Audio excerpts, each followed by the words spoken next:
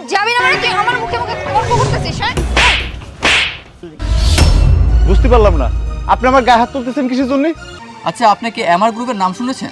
হ্যাঁ, এটা তো সবাই চিনে, বড় একটা মাল্টিন্যাশনাল কোম্পানি। হ্যাঁ, উনি সেই কোম্পানির সিইও। স্যার, আপনাকে গেঞ্জিতে আর লুঙ্গিতেও একদম বাজে লাগতেছে। আমি আপনার গাড়ি থেকে ব্লেজারটা কিনে দেব?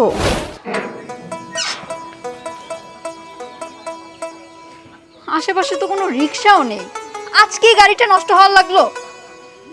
আর 20 মিনিটের মধ্যে দেখা করতে হবে ওর সাথে। ওর সাথে আজকে আমার প্রথম মিট আপ। যদি টাইম মতো না যেতে পারি, বিষয়টা কেমন না? এক বিন্দু ভালোবাসা দাও, আমি এক সিন্দুর হৃদয় দেব। আই মামা, যাবা? কনে? ওই যে ড্রিম হলিডে পার্কের সামনে। জি না, যাবো না। যাবা না মানে? আরে গান গাচ্ছে দেখতেছেন না, যান অন্য রিক্সা নেন। আরে বাবা, তোমার এখন গান গাওয়ার সময়, আমার তাড়াতাড়ি যেতে হবে, আমার গাড়িটা নষ্ট হয়ে গেছে। চলো চলো চলো। আশ্চর্য মানুষ তো আপনি। আমি আপনার কোচে আমি যাবো না, আমি সারা বেলা খ্যাপ মারিছি, এখন বসে রেস্ট নিচ্ছি, এখন কোনো জায়গায় যাবো না, আপনি যান। তুই তো আচ্ছা রকমের বেয়াদব, সামান্য একটা রিকশাওয়ালা হয়ে আমার মুখে মুখে তর্ক করতেছিস। তুই জানিস আমি কে? এই যে এলাকায় রিকশা চালাচ্ছিস না, এই এলাকার চেয়ারম্যানের মেয়ে আমি। তা আপনি চেয়ারম্যানের মেয়ে হয়েছে, তাতে আবার কি হয়েছে? রিক্সা কি আপনার বাপ চেয়ারম্যান কিনে দিয়ে গেছে? রিক্সা আমার টাকা দিয়ে কিনেছি, আপনাকে নিয়ে যেতে পারবো না, তাও যেতাম, কিন্তু এই যে আপনি করছেন না চেয়ারম্যানের মেয়ে, এখন আমি যাবো না, আপনি যান। তুই যাবি না মানে তুই আমার মুখে মুখে তর্ক করতেছিস? হ্যাঁ, বুঝতে পারলাম না, আপনি আমার গায়ে হাত তুলতেছেন কিসের জন্য? তোরে তো এখন থাপ্পড় মারছি, তোরা মারতে মারতে এলাকা থেকে বের করে দেব। চল। আশ্চর্য, আমি করছি যে আমি যাবো না, আমি অনেক খ্যাপ মারিছি, এখন আমার রেস্ট নিতে হচ্ছে, জিরাইতে হচ্ছে, আমি যাবো না। আপনি ম্যাডাম আমার গায়ে হাত তুলছেন, আপনি অন্যায় করছেন, তারপর আপনি চেয়ারম্যান মেয়ে, আপনি এত খারাপ কিছু যদি আপনি জানতো ম্যাডাম। তুই যাবি না মানে তুই যাবি না, তোর বাপ যাবে। দাঁড়া, সোজা কথায় কাজ হবে না, জুতা খুলে তোর এখন। ম্যাডাম জুতা খুলতে হবে না, জুতা খুলতে হবে না, আপনি হলিডে ডিম পার্কে যাবেন তো? আচ্ছা চলেন। আসসালামু আলাইকুম স্যার।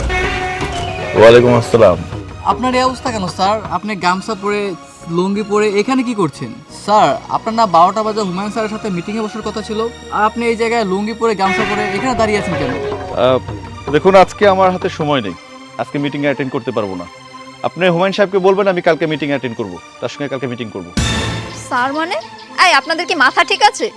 সামান্য একটা রিকশাওয়ালাকে আপনারা স্যার বলছেন? আজব তো, আপনি এসব কি বলছেন? স্যারকে স্যার বলবো না তো কি বলবো? উনি তো আমাদের স্যার। আচ্ছা, আপনি কি এমআর গ্রুপের নাম শুনেছেন? হ্যাঁ, এটা তো সবাই চিনে, বড় একটা মাল্টিন্যাশনাল কোম্পানি। হ্যাঁ, উনি সেই কোম্পানির সিইও। স্যার, আপনাকে গেঞ্জিতে আর লুঙ্গিতেও একদম বাজে লাগতেছে। আমি আপনার গাড়ি থেকে ব্লেজারটা কিনে দেব?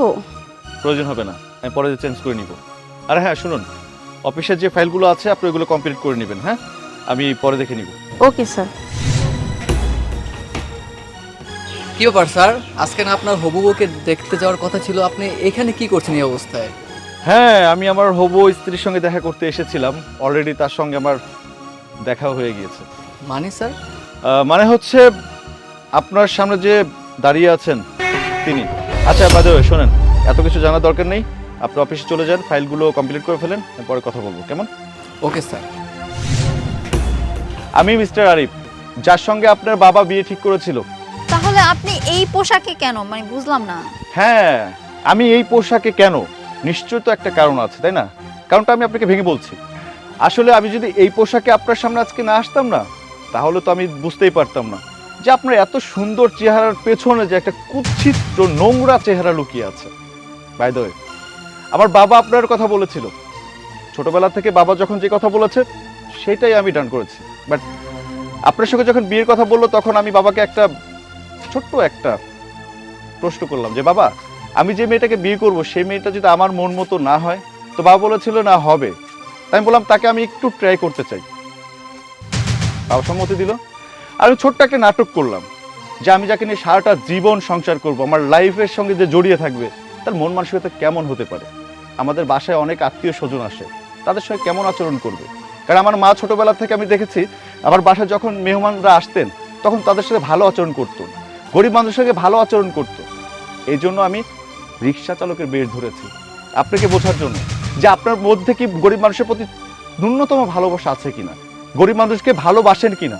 কিন্তু না, আপনার বাবা তো আপনাকে অনেক সুন্দর করে মানুষ করেছে, লেখাপড়া করিয়েছে, তারপরে ভালো ভালো ড্রেস আপ পরাচ্ছে, ভালো ভালো রেস্টুরেন্টে খাবার খাওয়াচ্ছে, টাকা দিচ্ছে পার্লারে যাওয়ার জন্য, এই যে হেয়ার স্টাইল করেছেন, মডার্ন ড্রেস পরেছেন আপনার বাবার জন্য। আপনার বাবা আপনাকে লেখাপড়া করিয়েছিলেন সুশিক্ষায় শিক্ষিত করার জন্য, কিন্তু সেটা আপনি হতে পারেননি, হয়েছেন একটা অপদার্থ মেয়ে। আসলে দেখুন মানে আমার অনেক বড় একটা মিস্টেক হয়ে গিয়েছে। আমি যদি আপনাকে চিনতাম তাহলে তো আমি আপনার সাথে এই ব্যবহারটা করতাম না, তাই না? ও আচ্ছা, সুযোগ।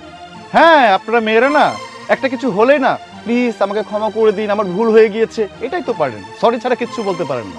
আজকে আমার টাকা পয়সা আছে, ব্যাংক ব্যালেন্স অনেক হার্ড, হ্যাঁ, 5-5টা কোম্পানির মালিক আমি, এই জন্য আমার কাছে সরি বলতেছেন।